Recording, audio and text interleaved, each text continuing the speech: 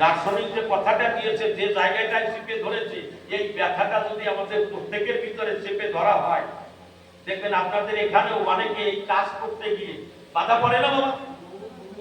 ওই যে আমার ছেলেটা দেখেছেন, ওর মা মারা গেল বিগত 4-5 মাস আগে। ও যে গ্রামে বসবাস করে সারা গ্রামের লোক ডাকে, গ্রামের সমাজের লোক বলছে হবে না।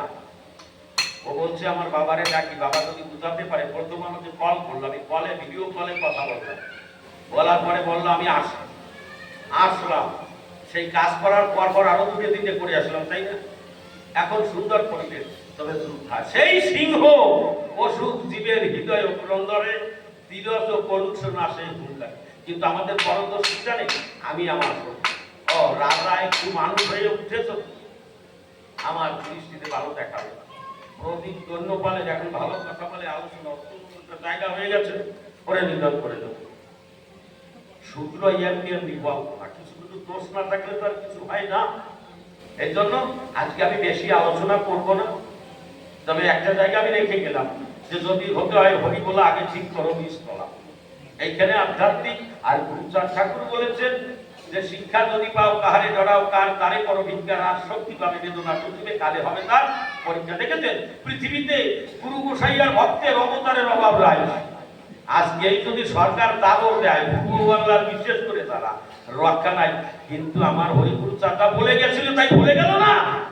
আজকে 2014 সাল থেকে মোদীজি অমিতজি কি বললো, 2024 সালে ডিসেম্বর পর্যন্ত তারা এসেছে, তারা অনুপ্রবেশকারী নয়, তারা আমাদের শরণার্থী, তাদের সমস্ত ব্যবস্থা করব। এ যদি আমার বাবা হরিগুরু চাঁদের সূত্রধর আমার শান্তনু ঠাকুর হোকান আমরা সহযোগিতা না করতাম, কেউ দিত? একটা জায়গা অবলম্বন করবেন ধর্মতা করে, অনন্ত অসীম যদি দেখিবার চাস, ধর্ম নয় আগে তুই শিক্ষা করে ভাস।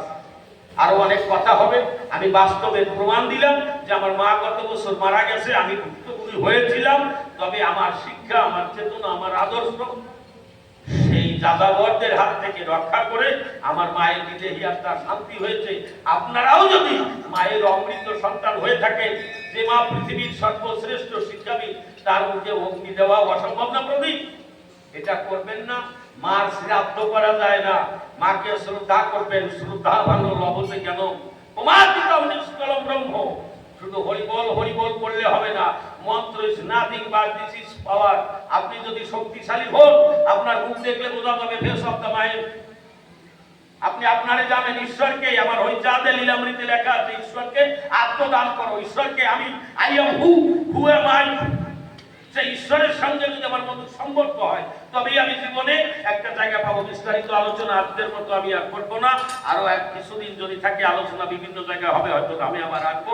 সবার কাছে এই পর্যন্ত বিনতি রেখে যে কয়দিন থাকি ধামে, এই এলাকায় আমি যেন ভালো থাকি, সুস্থ থাকি, হরিনাম করতে পারি। আমার বাবা সর্বধর্মস্বরের যুগলপদ্মে আমার ভক্তিপূর্ণ প্রণাম।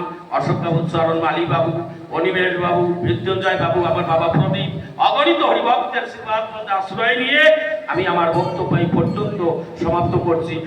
জয় জয় শান্তি হরিগুরু চাঁদ সত্য ভাগবত।